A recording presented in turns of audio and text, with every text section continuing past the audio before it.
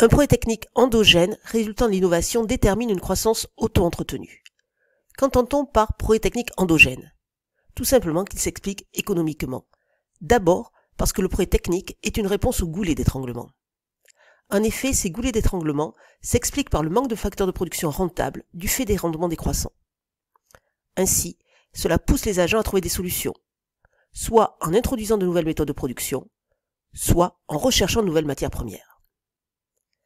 Ainsi, le projet technique provient d'incitations économiques. Ce sont les analyses de la croissance endogène qui vont reprendre et enrichir l'analyse de Schumpeter. Ainsi, on peut expliquer économiquement le projet technique, puisque celui-ci provient d'un calcul coût-bénéfice. On dit alors que le projet technique est endogène. Le premier à le mettre en évidence est Schumpeter.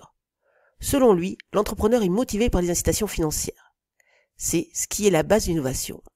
En effet, le profit est à la fois le but, il va motiver l'entrepreneur à lancer ses innovations, mais aussi l'instrument de mesure de la réussite. Cela montre le succès de l'innovation.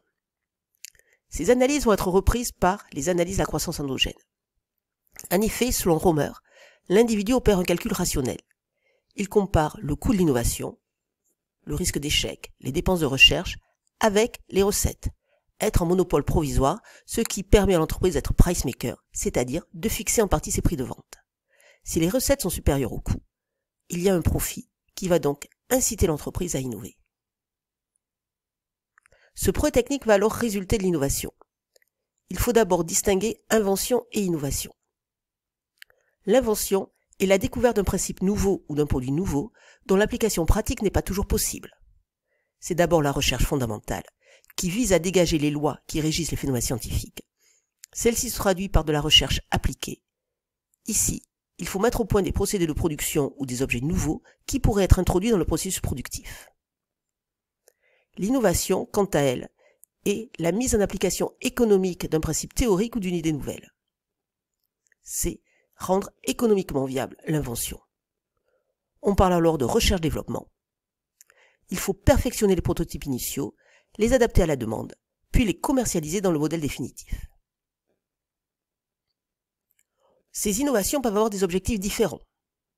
Cela peut être des innovations de produits. Ici, on va mettre en avant de nouveaux biens ou services sur le marché, par exemple le téléphone portable. Ou bien des innovations de procédés. Ce sont des nouvelles méthodes de production, comme la robotisation. Enfin, des innovations organisationnelles qui, elles, portent sur l'organisation du travail, comme par exemple le taylorisme. On peut aussi les distinguer selon leur rupture par rapport à l'existant. En effet, les innovations vont se distinguer par l'intensité du changement introduit. Il y a d'abord les innovations mineures ou incrémentales, qui consistent à des améliorations de produits, de services ou processus existants, et les innovations majeures ou radicales. Dans ce cas, ces innovations introduisent une rupture, puisqu'elles affectent les modes de production ou de consommation de manière significative et relativement durable. Ces innovations vont alors générer un cercle vertueux. Les innovations génèrent de nouvelles innovations. En effet, l'innovation ou la connaissance sont des biens publics. Reprenons la définition de bien public. Un bien public est un bien collectif qui a une caractéristique supplémentaire, il génère des externalités positives. Un bien collectif a, lui, deux caractéristiques. C'est d'abord un bien non exclusif. Personne ne peut être écarté par un mécanisme marchand, comme le prix, de l'utilisation du bien. C'est ensuite un bien non rival, c'est-à-dire que l'utilisation du bien par un agent économique n'empêche pas son utilisation par les autres membres de la collectivité. Selon les théoriciens de la croissance endogène, la connaissance est un bien collectif. En effet, il n'y a pas de rivalité, puisqu'une même connaissance peut être utilisée par plusieurs personnes à la fois. Il n'y a pas non plus d'exclusion. En effet, il est difficile d'exclure entièrement les autres d'usage de la connaissance, car s'il existe des moyens de protection, le brevet, le secret et les droits d'auteur, ils sont limités, par exemple le téléchargement illégal. Ensuite, un bien public a une autre caractéristique. Il produit des effets externes positifs, comme la vaccination. Comment définir les externalités? C'est lorsque l'activité d'un agent a des répercussions sur l'utilité ou le profit d'autres agents sans qu'il y ait transaction sur un marché. Cela peut être des externalités négatives, c'est la pollution, ou bien positives, les innovations. Selon les théoriciens de la croissance endogène, la connaissance va être un bien public. En effet, c'est un bien collectif qui génère des externalités positives. C'est-à-dire que son utilisation va procurer à l'ensemble de la collectivité des avantages bien supérieurs à son coût. En effet, les chercheurs sont d'autant plus productifs que le stock de connaissances accumulées est important. Ensuite, le coût de reproduction de l'innovation est faible, alors que son coût de production peut être considérable, par exemple un vaccin.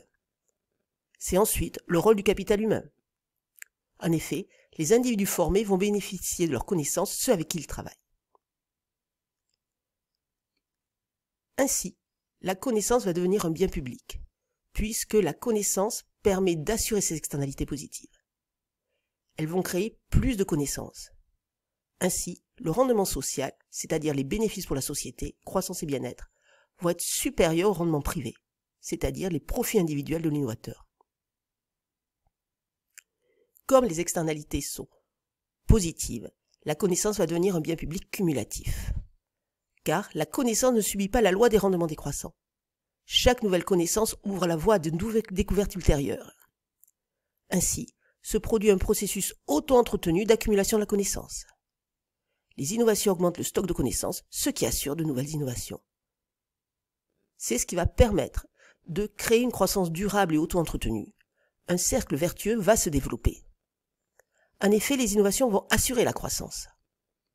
Les innovations assurent une augmentation du stock de connaissances, donc de nouvelles innovations, qui permettent alors des gains de productivité. Ces gains de productivité génèrent alors de la croissance.